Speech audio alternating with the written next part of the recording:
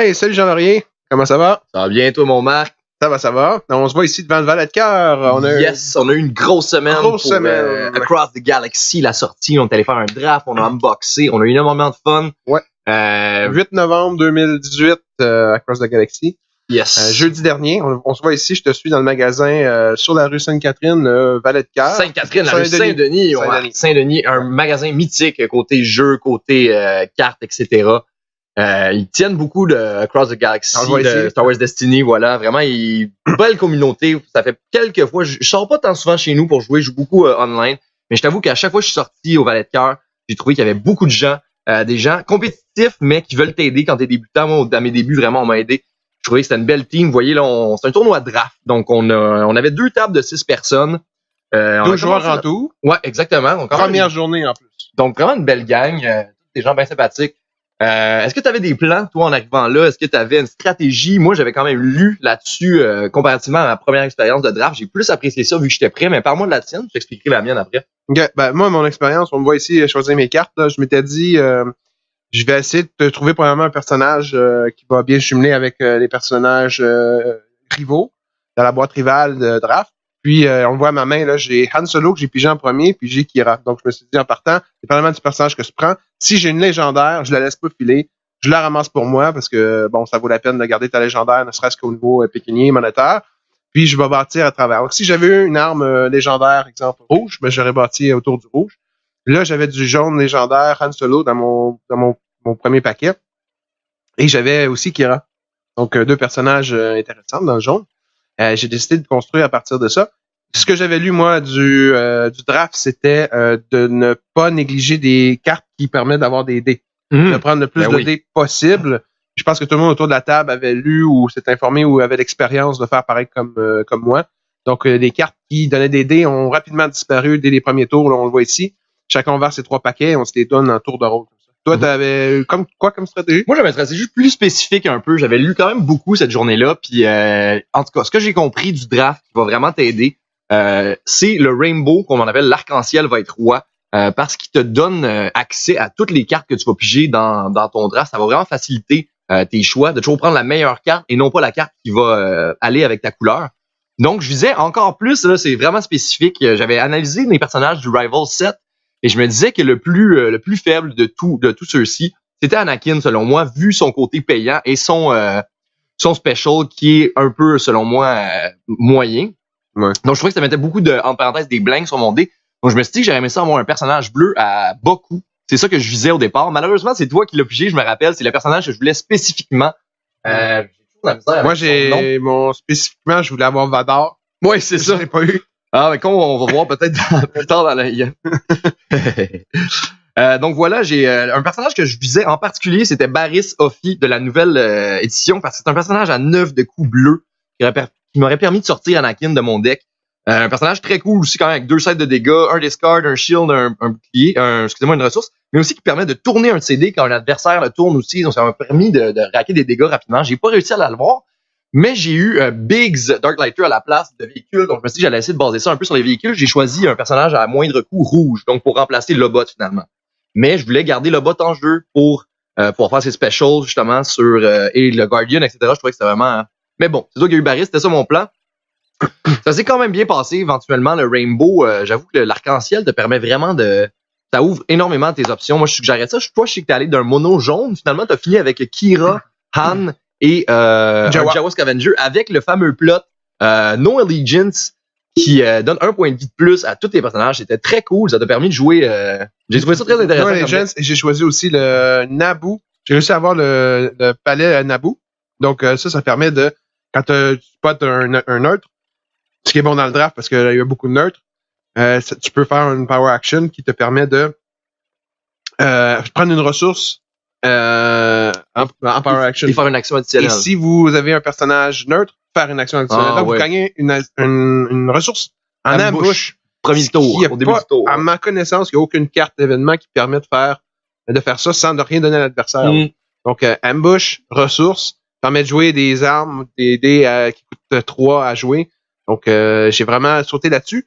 Et je me suis dit, avec la quantité de cartes jaunes que j'ai vu passer, qui était si tu joues sur ton champ de bataille, Étant donné que c'est un champ de bataille que tout le monde aimerait jouer, donc obtenir les dés en échange de pouvoir jouer sur un champ de bataille comme ça, en plus d'avoir des boucliers, je me suis dit, même si je perds mon brassé, ben tout le monde va vouloir jouer sur mon champ de bataille, ce qui va me permettre de jouer plusieurs cartes dans mon deck jaune. Et est-ce que ça a fonctionné? Je pense que les deux, finalement, t'as fini à 2 victoires, 1 défaite. Moi, j'ai fini à 1 victoire, 2 défaites. Ça a l'air d'avoir quand même marché. Je t'avoue que quand on a joué notre partie, qui est malheureusement pas filmée, je dirais pas à quelle position j'ai terminé, mais j'ai réussi à terminer sur le podium. Ouais, c'est pas, ben, je pense que c'est 3e. C'est pas mal 3e à la table, c'est bien. Moi, malheureusement, je me suis plus taillé une place à 4e, 5e. Mais bon, je suis quand même content de mon draft, je suis content de mon deck, je suis content de ce que j'ai drafté. Mais c'est ça que je voulais dire. Quand j'ai pris ton deck, j'ai vu le mono jaune de ton côté, j'avais moi le rainbow, j'avais des cartes de plein de trucs. J'étais pas mal certain que j'avais un bel avantage. Puis je t'ai fait aussi un gros coup à un moment donné. Je t'ai quand même fait un 12 de dégâts avec une belle carte que j'aime beaucoup récemment en héros, c'est Slice and Dice. Je pensais que j'avais la partie. Malheureusement, ton deck a été plus compétitif que je pensais qu'elle allait l'être, surtout quand je voyais du mono jaune de ton côté. Ouais, mono jaune, la seule chose, c'est que j'ai eu de la difficulté à compléter avec mes 30 cartes. J'avais au moins 5-6 cartes qui me servaient pas à grand-chose. Là. On le voit ici, mon deck à l'image. Là. Donc, j'ai Kira, Jawa et Han Solo. Grâce à No Allegiance, ils ont 12 points de vie chacun et 7 points de vie. Un gros total de, je pense, 31, 32. 31 ou 32 vie. Donc, ça aussi, drop-off, drop-in, je l'avais 2 fois, ce qui permettait de jouer mes personnages le Vibro Sword qu'on va toujours jouer en draft, toujours, presque. Ouais, Vibro Sword. Ma défense. Fight back qui vient des rivals. Vous remarquez que j'ai pas beaucoup de défense. Ça me nuit. Je pense que si j'avais eu un peu plus avec un Rainbow, comme tu dis, de cartes de défense, ça m'aurait plus aidé. Là. Mais j'avais beaucoup de jeux de contrôle de dés. On le voit une image là, avec Quick Thinking. J'avais réussi à avoir le Flamethrower aussi. Très cool. Donc, j'étais content avec la face de dés de Han Solo qui te permet en plus de chercher. Un Cross Galaxy pour encore aller chercher l'Escapecraft. Très cool en draft. Tout à fait. Sidestep incroyable en draft. Ça, c'est une carte qui m'a vraiment ouvert les yeux, là. Le sidestep m'a permis, tous les gens qui avaient les supports à 2 m'a permis de toujours taper leur support. Déjà vu ici, une carte que t'aimes beaucoup. Dismantle, j'ai cette carte-là avec déjà vu. Donc, déjà vu me permettait de jouer quand c'est toutes mes cartes une deuxième fois si je l'obtenais. Simplement que déjà vu, dans mes parties, je l'ai toujours obtenu au 4e ou 5e tour. Mm-hmm. Donc, c'est un peu trop tard dans la partie, étant donné que j'avais seulement un exemplaire. Ça m'étonne que t'aies mis le Bespin Wingard, moi, personnellement. Oui, c'est comme je te dis, j'ai tout pris les cartes grises qu'il y avait de possible pour compléter mon deck, avoir 30 cartes. Parce que d'expérience, je vais te laisser parler. Oui, on voit ici, comme je t'ai dit, j'ai pas réussi à avoir le personnage que je rêvais d'une rare personnage bleu pour me backer, un personnage à moindre coût, mais ça me donne donc Biggs Darklighter, Ketsuyono et Anakin Skywalker ici avec quelques véhicules quand même, un Tinker très important, le Fang vient avec, Hidden Motive toujours à jouer à draft vu que c'est dans le kit, les cartes à 2 qui permettent de choisir 2 trucs, j'en ai mis dedans, beaucoup de removal de mon côté. Au contraire de toi, j'ai toutes les cartes qui me permettaient d'avoir des removals, je les ai mis. Repulse, celle-ci ici, que j'ai bien aimé, là. Vu qu'on voit beaucoup de multicouleurs, ça me permettait d'enlever 2 dés à 2 coups. C'était vraiment incroyable. Le Stifle a été utile. Le Energy Bow, excellent aussi. Un upgrade à 1 coup bleu. 2 blanks, mais en draft, mettre un dé en jeu pour 1 coup, j'ai trouvé que c'était extrêmement bon. Toi, tu vas jouer une partie ici. Je me rappelle plus exactement contre qui. Je vais jouer contre Jeff, ma première partie, là. Il va venir s'installer à la table. Jeff, qui est un joueur d'expérience, j'avais déjà joué contre lui au Valet de Cœur. Il m'avait joué un deck, ce tournoi régulier, c'était du standard. Il avait joué un deck basé sur les véhicules. On voit ici, il y a le Compass qu'on a vu passer dans son deck. Fang Fighter. Targeting Computer, toujours. Ouais. Le Repulse aussi, est revenu très souvent dans notre board, je pense, que beaucoup de personnes avaient le Repulse en jeu. Ouais, vous allez voir, son compas va vraiment plus l'aider que je pensais. Je l'ai vu passer, moi, puis je me demandais qui allait le prendre. Si les brassés sont assez serrés en début de partie, j'espère qu'on prendra bien sûr mon champ de bataille. Parce qu'avec la quantité de nerds que j'ai, moi, je suis presque sûr jusqu'à la fin de pouvoir faire le power action. Et voilà. Donc, c'est moi qui choisis. Excellent Battlefield. Pour vrai, j'ai vraiment été surpris, ce Battlefield-là. Je l'avais pas vu. J'ai mal. D'ailleurs, ma première partie, en fait, ça m'a fait souffrir ça beaucoup parce que j'avais pas remarqué que c'était un power action. Je pensais que c'était un claim ability. Donc, j'ai laissé à mon adversaire pour prendre les shields, qui a commencé directement avec 3 ressources, chose que je n'aurais jamais fait. J'aurais bien sûr commencé avec le 3 ressources. Ça peut être mieux en première partie, mais maintenant, je le sais, j'apprends de mes erreurs. Je suis assez content, confiant. Surtout avec No Allegiance qu'on voit à l'écran, là, on le voit sur la barre des tableaux de points de vie en haut complètement. Là, Kira qui a 12 points de vie, Han Solo qui a 12 points de vie, puis le Jawa qui a 7 points de vie. Assez, là, tu mets le Flamethrower en partant, ça, j'étais très confiant. Flame Projector, je crois. Avec mon mulligan, j'ai réussi à avoir 2 armes dans ma main au premier tour. Le Flame Projector et le T21, il me semble, l'arme de tir. qu'on doit absolument jouer selon moi en draft. Le T21 est une carte à ne pas manquer. Déjà, on n'a pas beaucoup de dés. Ça vient dans le draft set. Son spécial est excellent pour une ressource. 2 de dommages déjà ici. Assez rapide, là. J'étais content. Premier jet, 2 de dommages sur le dé solo. J'étais confiant. Par début de partie, j'étais confiant envers mes personnages. Avec No Allegiance, je me demandais comment qu'elle allait pouvoir me battre. Je pense que c'est une chose qui est vraiment dangereuse dans Star Wars Destiny. Je suis en train de me rendre compte. La confiance. Quand on commence une partie fort et qu'on a confiance en notre game, je pense qu'on joue on joue moins bien après. Vu qu'on a confiance, on va moins tout calculer. On sent qu'on est en avance. On a eu un bon début de partie. Faut rester concentré. C'est une erreur que je fais souvent. Je vous la donne. Je m'en rends compte. Faites attention. Je dis pas que j'ai perdu la partie, mais je dis que ça a été beaucoup plus serré que ce à quoi je m'attendais. Ici, encore une fois, regarde les brassées que je fais. C'est vraiment bien de mon côté. Digne d'un Jean Laurier, en fait. Pas digne de marque. Là, il commence déjà son contrôle de cartes. Vous allez voir que le jeu de Jeff, c'est beaucoup comme le tien.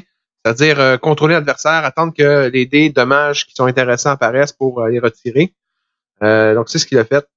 Ici, je retire mon 1 de dommage, je crois mon discard. Ouais, pour avoir une autre ressource de plus pour essayer de jouer une deuxième arme au premier tour éventuellement. Non, c'est le dégris. Faut absolument que ce soit un dégris. Ouais. Donc, t'enlèves le Jawa. Peut-être une erreur de ma part. J'aurais dû favoriser les dommages, même si c'est à coup de 1. Ah, parce que en draft, oui. C'est con, mais c'est ça que je lisais aussi en début avant de venir, c'est que faut savoir que la partie va durer plus longtemps. Faut savoir que les dommages qu'on va faire vont être minimes. Donc, faut maximiser nos dés. Ouais, comme Jeff ici, il va pas nécessairement lui taper les dégâts, mais il s'assure un très très bon deuxième tour avec 3 de ressources.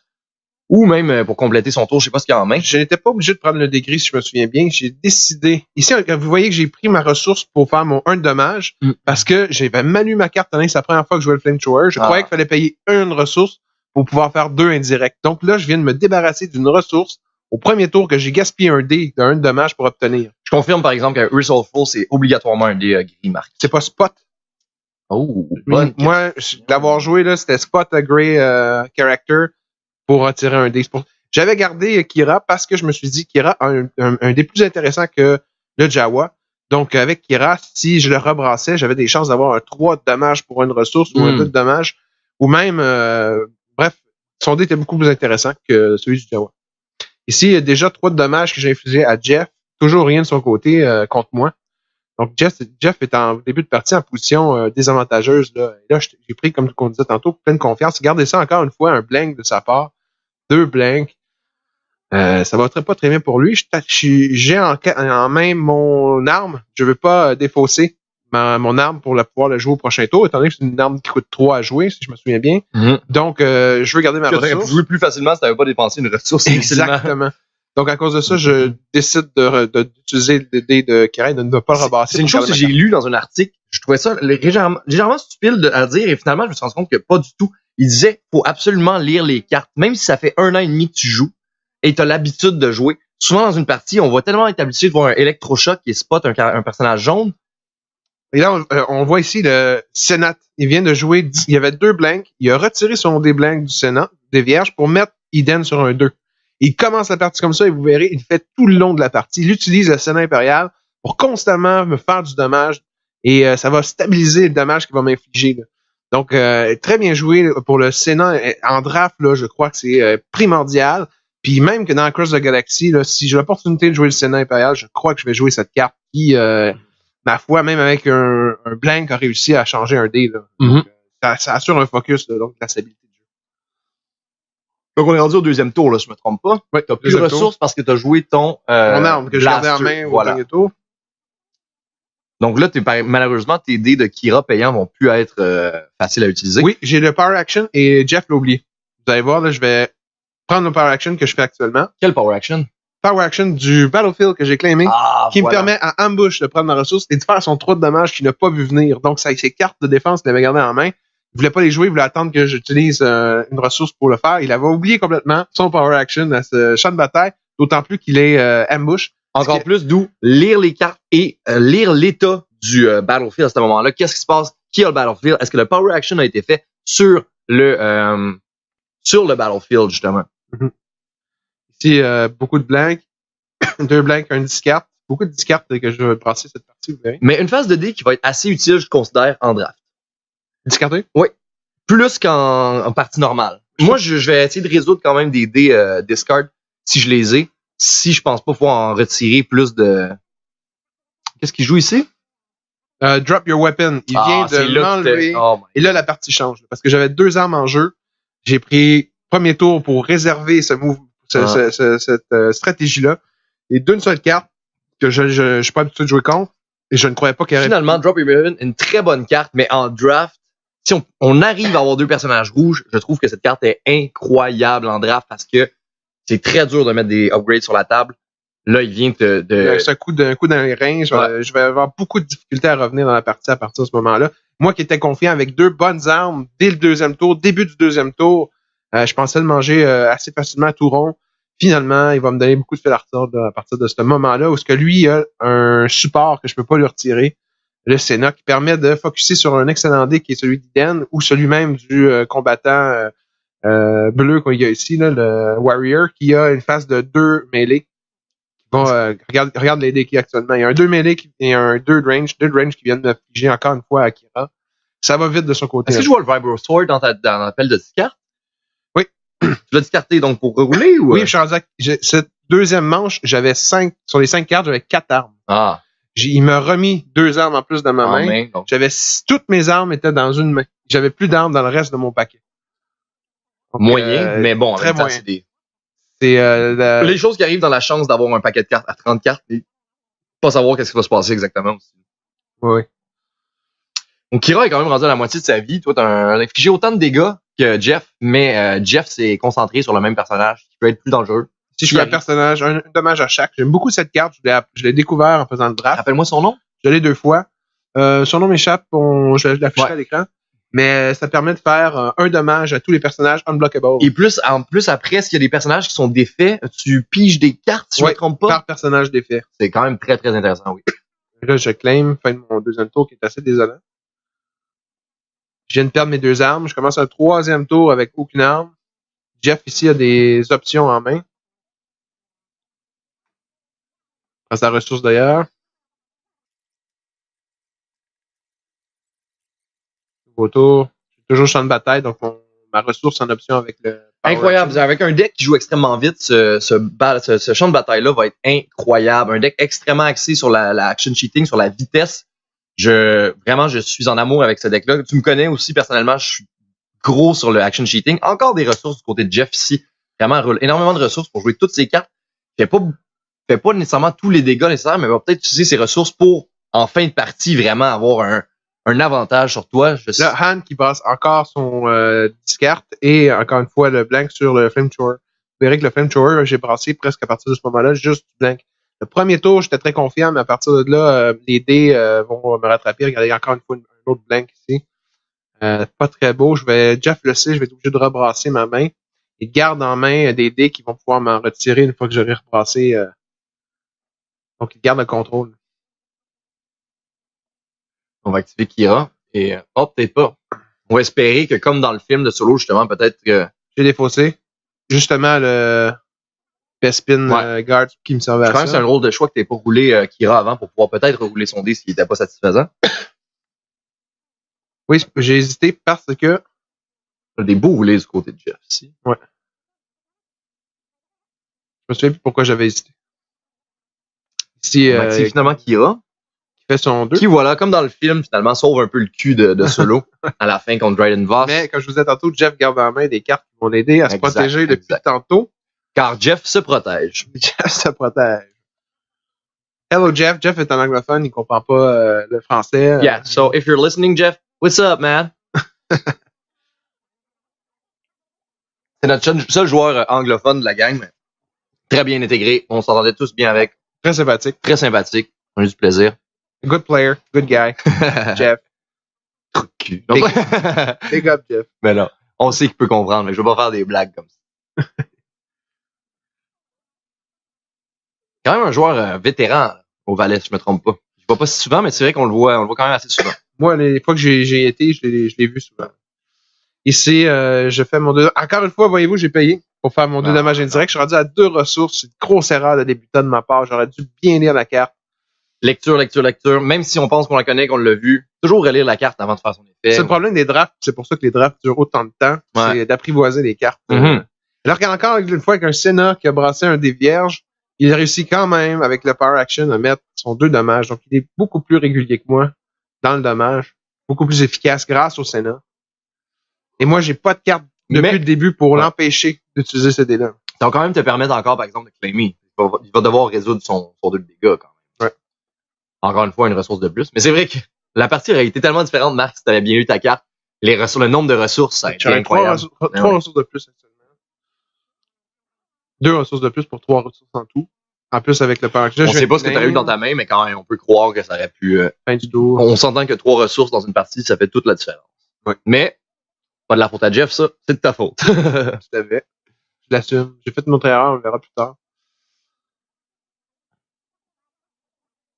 C'est quand même une longue partie, je me souviens. On avait déjà tous terminé nos premiers rounds. Ça a été une très longue partie. Une partie difficile, je pense, quand même. Là, tout le monde, c'est... J'ai vu que quelques joueurs avaient seulement 2 personnages. Ouais. C'est sûr que c'est plus facile à tuer. Jeff a quand même 2 personnages, 1 à 1, 11, 1 à 12, 1 à 8. Donc, il y a autant de points de vie que moi. Mm-hmm. Ce qui fait qu'on a les deux ensemble là, des decks de 31, 32 points de vie à éliminer. Là. Donc, c'est pour ça que c'est très long. D'autant plus qu'on a peu d'armes, comme vous pouvez constater en jeu. Là. J'aurais eu 4 armes. 3 armes, peut-être 4 armes si ne m'avais pas fait drop your weapon.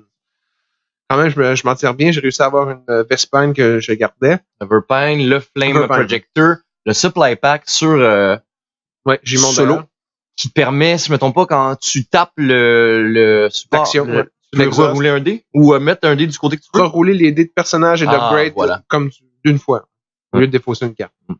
Donc pour un coup, j'avais beaucoup de ressources. Et avec les dés blank et discard que j'arrêtais pas de brasser, je me suis dit que ça me donnait une chance d'avoir de meilleurs résultats sur mes dés. Alors que je voyais Jeff en face de moi qui, lui, avait un plein contrôle avec ses focus et son Senna impérial depuis le début, qui contrôle le jeu de façon éblouissante. C'est assez beau, oui. Surtout là encore, les ressources qui sortent, le 2 focus. Donc, s'il décide qu'il y a assez de ressources, il peut aller tourner sur ses dégâts. Oui. C'est du beau... Et s'il veut... Déjà Kira est sur le bord de la mort, ça veut dire, là, t'as 2 points de vie de... Tout à fait. Donc, un dé qui sort en draft, un dé qui sort de votre table, c'est... Je vais l'activer sûrement rapidement avant qu'il m'élimine, avant que je puisse brasser le dé. Ouais, voilà. Je me rends compte que c'est maintenant ou jamais. Et je brasse un dé complètement inutile, comme un des vierges, étant donné qu'elle ne peut pas l'utiliser. Jeff le sait. Donc, en profite pour activer ces personnages. C'est là que j'aurais aimé avoir drop-in. Et là, justement, un move de draft, je trouve, justement, tourner sur un 2 bouclier payant. Qui ferait ça, à part que dans un draft? Se protéger ses trucs, il sait qu'il a assez de ressources, il va aller se mettre le 2 shield payant. Bien joué, Jeff. Un joueur d'expérience. Ici, je vais payer un pour faire ramasser son dé pour me protéger. Ça marche. Un dégât. Et en plus, je lui fais un dégât pour 1. Je trouve ça très bien. Parce que je déstabilise son contrôle parce qu'il venait d'utiliser son focus. C'est un dé donc perdu. Ça, c'est vraiment une chose à garder en tête. C'est sûr qu'il y a toujours un ordre dans les tours, etc.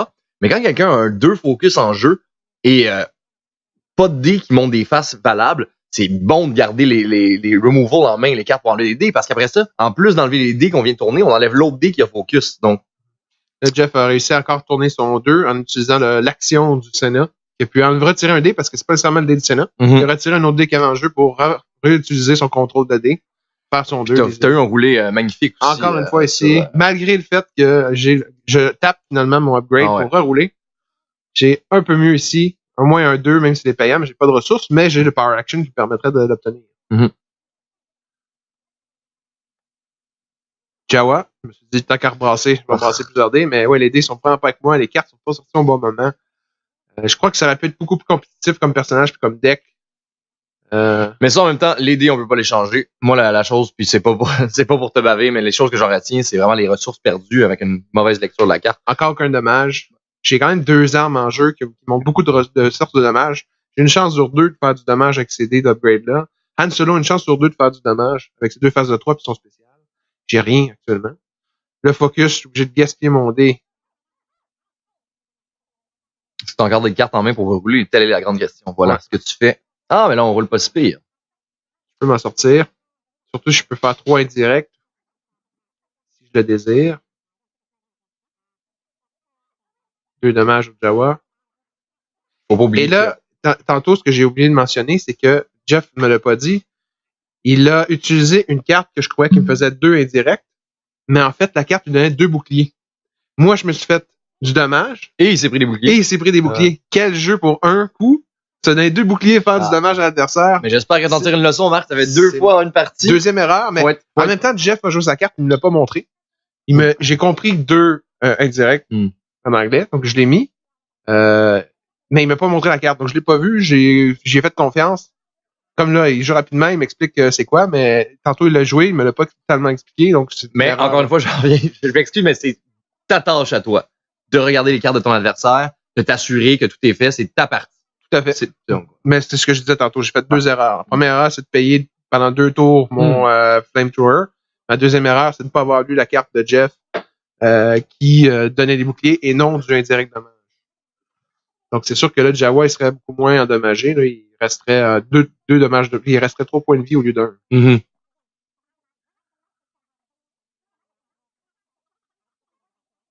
Nouveau tour, cette fois-ci, c'est Jeff qui a claimé. Oh, là, ça va faire mal, par exemple, ici, avec le bon Battlefield. Des beaux roulés encore. Quand même un double. Je tiens à préciser que Jeff n'a aucun personnage neutre. Fait que s'il fait le power action, il ne peut pas le faire en bouche. En bouche. Mais une ressource, c'est une ressource, on va se le dire. J'ai mon Jawa avec un 2 payant. Bon, passer enfin. Mais Jeff contrôle l'habitude de la situation. J'imagine qu'il va me sortir une carte de sa manche. Non. Oui. Et voilà. Ah, il revole ses propres dés. Une carte que t'aimes beaucoup, ça, c'est Reach for the Stars ou quelque chose comme ça? 2 fois, il peut le faire. Si le champ de bataille, ce qu'il a. Non, en fait, je pense que c'est une erreur, si je me trompe pas. Je pense que c'est une erreur aussi, Marc. Parce que c'est pas si il a le Battlefield, c'est si c'est son Battlefield et c'était pas le cas. C'est pour ça qu'il le remet. Il l'a seulement fait qu'une fois. Bien joué. Il active son. S'il y a une affaire qui me frustre, c'est de regarder des parties après et de voir des erreurs de jeu qui changent la partie. Ça me... Mais c'est pas arrivé. Non. Voilà. Encore une fois, mon 2 blank traditionnel. C'est magnifique. Il est magnifique roulé, Marc. Je te reconnais. Ouais. Ce que Jeff disait, il était gêné pour moi. Il me dit, j'ai jamais vu autant de blanks sur un délancé. On a compté, je pense, 12 blanks en 3 tours, 4 tours. C'est magnifique. Ouais, on peut pas. J'aurais dû. En fait, Jeff, même s'il brasse pas trop bien non plus, là, faut le dire. Jeff a pas brassé très bien. Il a contrôlé sans arrêt avec son focus et avec son Sénat ses cartes depuis le début. Spécialement en draft, là, il y a la différence. Est-ce que tu veux prendre tes chances à rouler des dés ou tu veux être certain de pouvoir tourner tes dés sur les faces que tu recherches, que ça soit ressources, dommages ou peut-être même discard. Je rebrasse ici mon plus 2. Jeff ne base toujours pas aussi mieux que moi, simplement que il a une meilleure stratégie, je crois. J'aurais dû aussi me concentrer sur du focus. En draft. Des cartes qui passaient devant moi, mais encore une fois, je suis limité avec le jaune. Encore plus aussi à cause que en draft, on va voir beaucoup plus de focus. On va voir moins de dice removal aussi. C'est moins facile à trouver. Donc, tes focus sont plus valables. Ici, il utilise le pouvoir du Sénat. Il a défaussé pour choisir une face. Il choisit son 2 focus. Donc, il y a une possibilité de faire 4 dommages avec son 2 indirect et son 2... ça me rappelle... on parle souvent d'exemple des decks Talzin Commando qui assurent des dégâts sans jouer de dés. Mais je pense que dans le draft, faut s'assurer des dégâts avec nos dés. Donc, les focus sont presque plus valables que les phases de dégâts. J'ai l'impression qu'il faut avoir, exemple, si tu peux avoir 50-50, c'est très bon. Ça va t'assurer d'au moins taper un minimum de dégâts par tour, que ce soit un 4, que ce soit un 3, un 4 par tour. C'est mieux que 1 ou rien. Tu vois ce que je veux dire? Ouais, tout à fait. Si Jeff disait qu'il aurait pu me retirer quelque chose, il n'a pas pensé. Donc, lui aussi a fait une petite erreur de sa part. Je ne sais plus exactement c'était quoi. En même temps, c'est ça qui se passe aussi quand on était la première journée de la sortie de Cross Galaxy. On avait vu les spoilers. On avait tout lu, bien sûr, mais quand tu arrives avec les cartes dans les mains, que tu la joues, à ce moment-là, tu n'es pas complètement familier avec le concept, etc. Donc, tu oublies des choses. Tu n'es pas dans une bonne position ici, on va se le dire, Marc. Tu joues un déjà vu, carte que je pense que tu as appris à apprécier avec ce draft-là. Non, je l'avais déjà vu avant. J'avais sous-estimé, je pense, les capacités du... J'explique que j'avais pris mon... avec le Power Action, ma ressource, j'ai joué pour 2. Déjà vu. Malheureusement, après, rendu au 4e, 5e tour, c'est ce qui m'est arrivé tout le long du tournoi avec déjà vu. Premier tour, c'est très intéressant. Rendu là, beaucoup moins. Mais rendu là, t'aurais, dépendant de ce que t'avais dans la main, t'avais pas nécessairement à le jouer non plus. Mais avec 5 ressources, là, tu sidestep le chamber pour pas te faire encore focus. Exactement. Je lui retire enfin son chamber en exhaust en l'activant. C'est intéressant. Ils sont 2 payants bleus. C'est la première fois. Nouveauté, je pense. 2 payants pour des boucliers. Ouais. Payants. Ouais. Sur le Brothers, ça? Non, sur oui, sur le Brothers. Ouais. Non, c'est sur le compas. Ah ouais, voilà. Oui, mais cette face-là est là beaucoup sur le combat pour qu'on puisse tourner sur des boucliers, je pense. Ici, drop-in, j'ai réussi à activer Ambush. Je prends mon 2 avant qu'il me le retire. Donc, je tue Iden. Non, pas encore mort. 9 points de vie. Est-ce qu'Iden avait des dés dans le pool, par exemple? Non, c'est ça. Voilà, Iden n'avait pas son dé dans le pool pour empêcher l'ambush. Exactement. Je rebrasse. Oh! Double. Quel roulé, man! Je pense que t'as autant de chance avec les roulés de dés qu'avec les boîtes de cartes.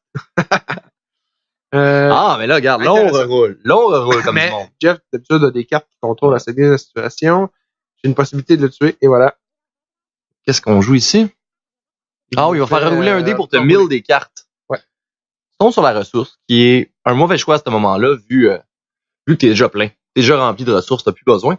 C'est sûr, j'ai entendu parler en mill, on dit souvent, les parties, en draft, les parties vont se passer de 2 manières. Soit on arrive à avoir nos trucs, tout se passe bien, on tape nos dégâts, ça va bien, ou on tape jamais nos armes, on finit avec un gros moton de ressources qu'on peut jamais vraiment utiliser, et ça fuck notre game, mais c'est ce que j'ai l'impression que ça se passe de ton côté, ouais.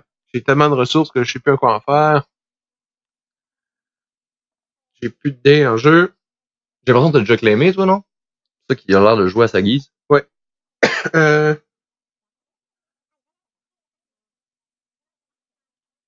Ouais. Je pense que je passe 2 fois pour lui faire peur en lui faisant semblant que j'avais des cartes de défense en main. Tu bluffes la mitigation. Ouais, alors que j'en avais pas. Là, je viens de claimer. Voilà. Parce que je pouvais pas bloquer ce qu'il y avait de brassé, de toute façon. Je voulais juste qu'il hésite avant de changer ses faces. Penses-tu que le bluff a une partie à faire dans Destiny? Moi, j'avoue que ça m'est arrivé souvent quand je me disais, bon, j'ai plus de cartes pour enlever des cartes dans mes mains, je claim, puis that's it, je peux plus rien faire, mais est-ce que je devrais baver un peu puis essayer de voir si mon adversaire a peur ou... Moi, j'attends. Quand il y a 3-4 dés en jeu, comme c'est le cas, c'est sûr que lui, il va pas claimer. J'attends un peu pour montrer que je suis encore dans la partie, que j'attends quelque chose. Probablement de retirer un bon dé. Lui, il est un peu faire peur avec ses focus, justement. Exact. Bon point. Surtout quand c'est pas draft que vous avez des easy picking en main. L'adversaire peut éviter de vous faire un dommage supplémentaire pour faire 2 x 3. Il va faire 2 à 3. Et c'est là, finalement, que tu dismantles le Sénat impérial. Tu dismantles le Sénat impérial avec un Wookiee. C'est quand même très drôle. Ouais, très, très bien. Je t'ai bien ri, ça. Quelle puissance. Mais t'aurais pas dû dépenser 2 ressources pour le faire? Je crois que je l'ai fait. Ah oui, ça, t'avais tellement de ressources. Ouais. Là, tu tapes un double spécial sur Loverpine et Solo. Du beau dégât quand même, ouais. Que je tue Iden et que je blesse en montrant avec Solo. Ah, pour enlever une ressource à l'adversaire? Oui, une carte vilain qui retire bien une ressource et qui le blesse de 2 indirect. Finalement, là, je connais bien sûr l'issue de la partie, mais j'aurais dit, j'étais pas mal certain que t'étais fini, mais on dirait que ça commence à remonter légèrement. Trop tard. Si on regarde le Night Brother, Night Brother qui est beaucoup trop résistant là, par rapport à ce qui me reste. Et notre ami Jeff qui roule un double blank aussi pour la forme. Comme je disais. Une belle partie. Chacun de leur côté, des roulés de dés assez médiocres. Ce qui a fait en sorte que la partie a duré plus longtemps. Un autre blank encore. Je vous disais, Jeff n'est pas tellement plus chanceux que moi dans le dé. C'est juste simplement que lui, il avait le contrôle avec le Sénat. Mais en débarrassant du Sénat, j'avais même trop tard, malheureusement. J'avais plus qu'on faire. Si j'avais eu Dismantle avant, probablement que la partie aurait été très différente. Mais on dit ça souvent. Si t'avais pas dépensé tes ressources, avec si t'avais pas. Ouais. C'est vrai que le Senate Chamber a bien payé là-dessus, mais vraiment. Le Dismantle aurait été bon auparavant. T'as beaucoup trop de ressources en ce moment. Ah ouais. En plus que je peux faire un Power Action pour aller chercher l'autre. C'est un 2 indirect qui va aller directement sur Solo. Il va me rester qu'un. Avec son focus, je peux le mettre sur son 2 dommages de son Night Brother. Ça sent la fin. Est-ce que j'ai des cartes pour me défendre? C'est ce que je trouvais qui me manquait. Dans le Rival, il n'y a pas beaucoup de cartes qui permettent de te défendre. Mais je pense que c'est quand même calculé comme ça. Il y a une excellente, selon moi, c'est le Hidden Motive, qui est incroyable en draft, là, selon moi, parce que c'est déjà assez dur d'avoir des dégâts. Après, je te force à rerouler ton dé. Et si tu tapes le dégât, je te l'enlève. Donc, c'est très fort. Mais non, sinon, je pense qu'ils veulent qu'on aille les chercher à travers le draft et non dans le rival set. Ici, j'ai un choix douteux de Jeff qui a utilisé ces deux faces discard. Je comprenais pas. Je dis, mais mon Dieu, il va perdre. Il reste un focus puis 2 bondés pour me faire du dommage. Alors qu'il vient finir la partie avec cette carte-ci qui permet, à cause qu'il y a plus de cartes rouges que moi, de faire son 2 indirect pour faire 4 indirects. Excellent. Pour 1. Je me souviens bien. Et si je me trompe pas, that's game. Et voilà. Très bien joué de la part de Jeff. Des bonnes cartes au bon moment. Mais il les a judicieusement choisis. Moi, j'ai été un peu plus limité avec mon jaune, mon mono jaune. Ça m'a fait mal. Je pense que c'est quand même, moi, en tout cas, 2 leçons que je retiens de cette partie, c'est premièrement bien lire les cartes pour pas faire des erreurs en début de partie qui vont vraiment faire mal. Et personnellement, je pense que ton deck m'avait l'air assez compétitif en draft, mais je pense quand même que le mono, c'est vraiment pas une avenue à prendre en draft. Ça te limite tellement du côté de tes cartes. Merci tout le monde. À bientôt pour la suite du tournoi draft.